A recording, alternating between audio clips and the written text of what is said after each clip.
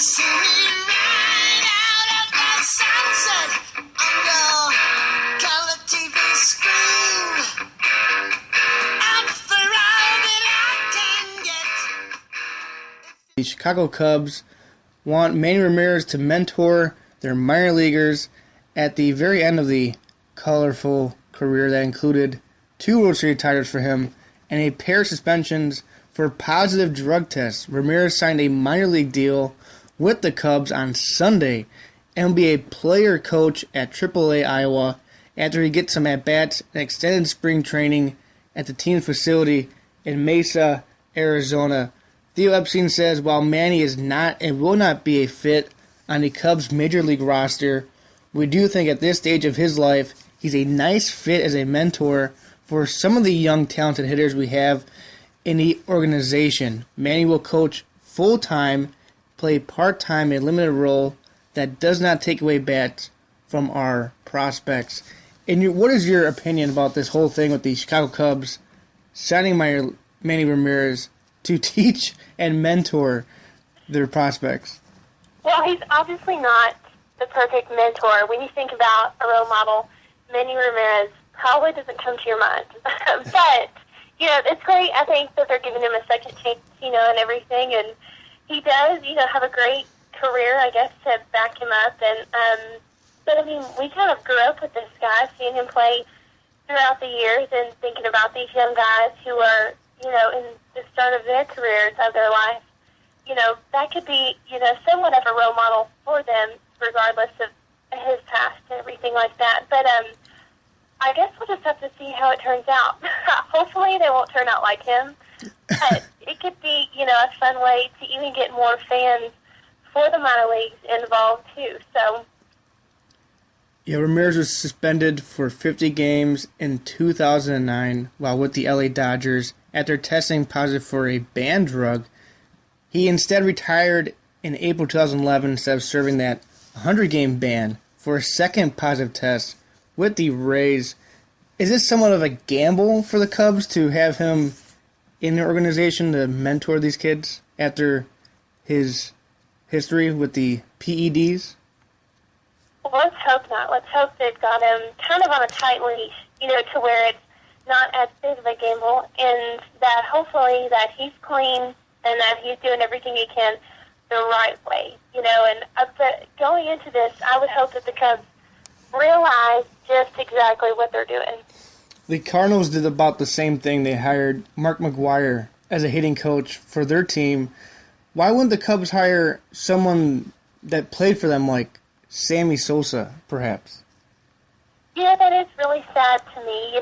Somebody that is such a well-known name in the baseball world cannot get hired back, but somebody like Manny Ramirez can, waltz in there and have a full-time coaching job and playing part-time, they say. So, it's kind of sad, and I bet for Cubs fans, they feel just as bad about it. Yeah, I'm a huge Cubs fan from Chicago, and that's my biggest gripe with this whole thing is Sammy Sosa, the organization has shunned him, but they're allowing someone like Manny Ramirez. Will this somewhat perhaps worsen the relationship with the Cubs and Sammy Sosa then to allow a player like Manny Ramirez to be part of this organization? If I was Sammy Sosa, I would be very hurt right now. And let's just hope that Ramirez only teaches talent and nothing else. Because if you were to mess this up, the Cubs could be in a lot of danger. I feel like, especially with their fan base, and just in general, especially hiring this guy on. Have you seen recent pictures of Sammy Sosa? Yes. What happened to his skin? He looks like a vampire. That's what he looks like. Kind of got Michael J. on me, man. I'm kind of scared. He's whiter than me, and I'm the whitest thing on earth. Bless his heart. He said some skin cream did that to him, and I was like, I mean, he looks like a totally different person. I don't know if he didn't want people to recognize him or he just trying to embrace the Caucasian heritage. I'm not sure. He kind of reminds me of the Count Dracula from Sesame Street. I don't know why he looks like that now. He does. Yeah, he's been watching too much True Blood. I see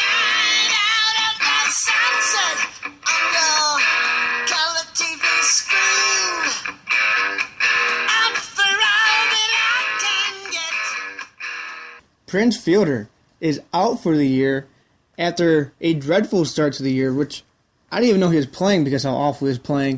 He had a herniated disc in his neck and his back, which forced him to get season-ending surgery. How big of a loss is Prince Fielder for fantasy owners?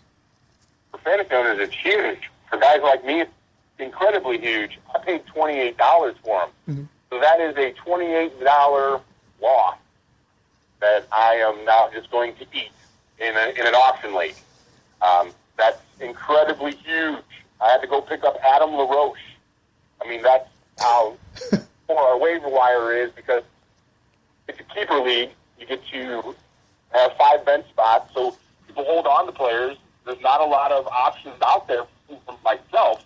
Well, there's other options out there for fantasy owners. There's, guys like Adam LaRoche. The way Fielder's been playing, like you mentioned, Ryan, he's been bad. He's actually been on my bench.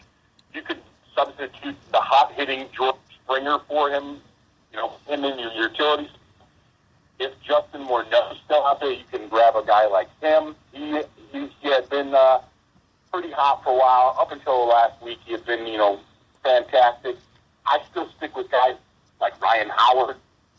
I'm going to say this, and I was called crazy on my show at the beginning of the year. It was one of my bold predictions of the year. I think Michael Morris is a serviceable first baseman. He's going to hit you 20 home runs. He's already got 10 on the season. Are you worried at all about Fielder for next season with this surgery? Would you be reluctant to perhaps drafting him high in your draft? I'll never draft him again. Never? Nope. There's been some things about this surgery that people have said sometimes you never get the feeling all the way back. Peyton Manning has had this surgery, still says that he doesn't have 100% of his strength back. As a fantasy owner, as a baseball fan, that makes me very nervous. In your opinion, do you think the Tigers, even though with this injury, do they get the better part of the deal by getting Kinsler and shipping off Prince Fielder in his trade? See, that's a tough one for me. I didn't think it was the right trade because I am not a Kinsler fan. But what they did was a necessity for them. They had options at first base, knowing that they had the fact that they could move Miguel Cabrera from third base, bring the youngster in Nick Castanella, and be fine, and get a defensive upgrade with Ian Kinsler at second base. The injury, it's a fluke. I don't know if they knew about it. I don't know anything about that stuff. I'll keep that up to myself. But in the long run, we're going to look back at this trade and think, wow, Tigers made out here. See me right out of the sunset on your color TV screen. I'm for all that I can get. Big news of Dallas Cowboys OTAs was Sean Lee tore his ACL. The Dallas Cowboys have lost their best defensive player to a serious injury yet again, his second torn ACL in 3 years. Just remarkable, quite ridiculous. How big of a loss is this for the Dallas Cowboys? I really think it's a detrimental injury for that Cowboys defense. That Cowboys defense going into the year was already suspect.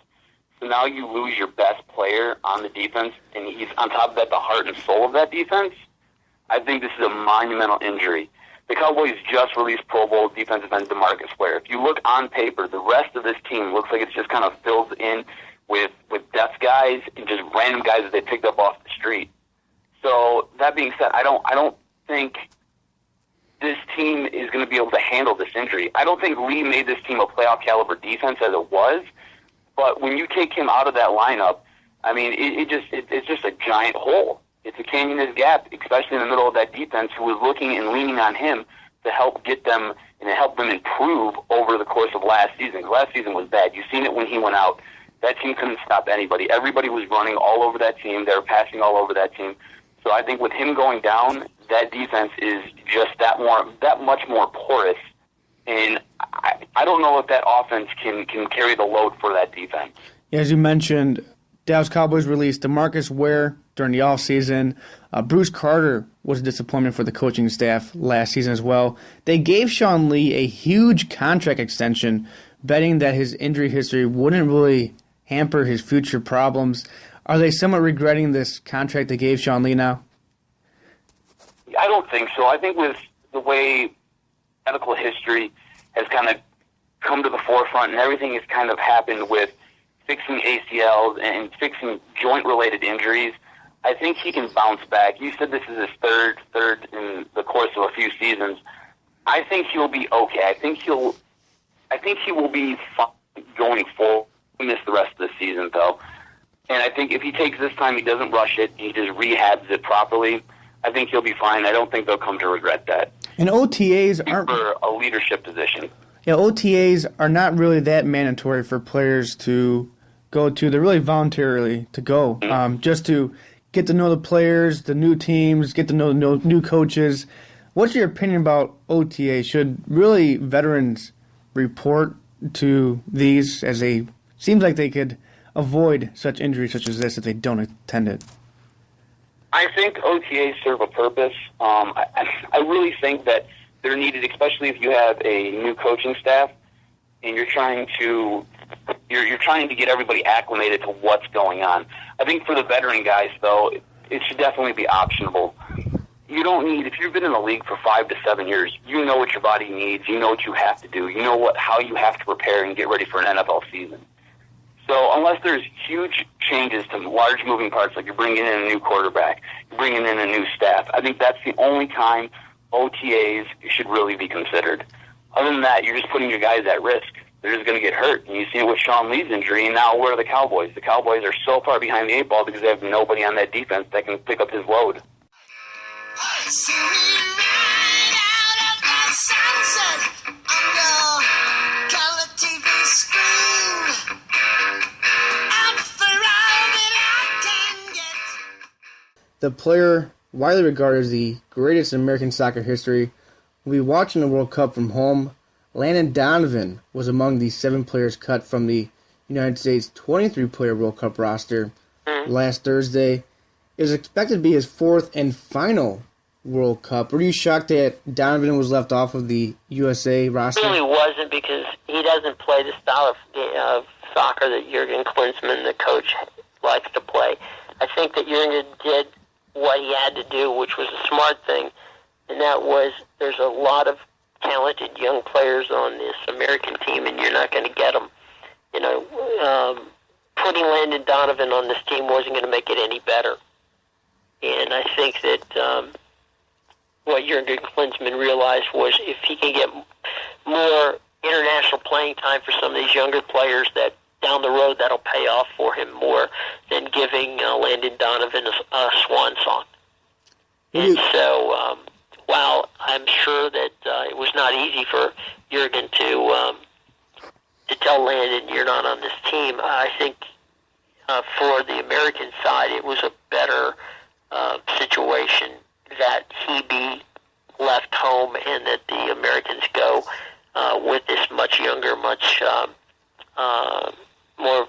Well, they can play the kind of precision soccer that Jurgen Klinsmann plays that Donovan just can't at this point in time in his career play. And what do you expect from this USA team in the World Cup? I think that they should make it through the first round into the quarters, and hopefully, we'll see what happens. And once you get the knockout round, anything can happen. I do believe that they are a very solid defensive team. They're pretty good in midfield. Like pretty much all the United States teams that's preceded them, they really don't have what we love to see from the Brazilian teams and the Spains and the others, and that's the wonderful strikers who can magic use the magic of their feet to get themselves open and to create shots. We just don't really have that. I mean, Clint Dempsey, guys like that, have skills, but they certainly are not so gifted that they are, like a Lionel Messi or someone like that who can just literally take over a defense and make them look silly. We don't have that, so we have to play a game that is, push the ball forward, try to work on set pieces, try to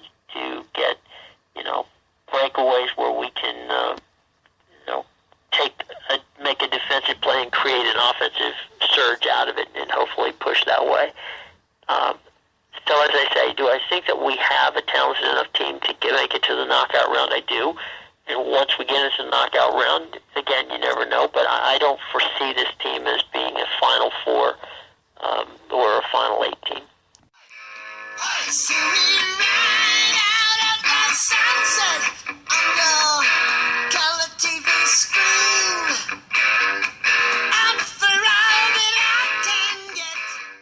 Draft is essentially illegal, but under United States work laws, the owners and the employees being the players, can come up and craft an agreement for entry level, for people coming in on the entry level requirements, and that's how they get away with it, through the collective bargaining agreement. And there was cases back, such as the NFL's Maurice Clarett trying to sue the NFL because of the age ban. And do you see that ever happening again with a college player or a high school player, perhaps, trying to sue the NBA for the age ban? Well, the problem is that if you're a college player, you need to play in college. If you try to sue, you might be able to move ahead, but you lose that eligibility time, which you need to play and show yourself.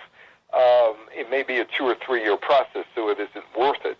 It's got to be the players' associations that basically change things. And in every collective bargaining agreement, particularly in the NBA, the first thing you see them say is, well, the college draft has to go. The draft has to go, and they use it as a bargaining chip, bargaining leverage.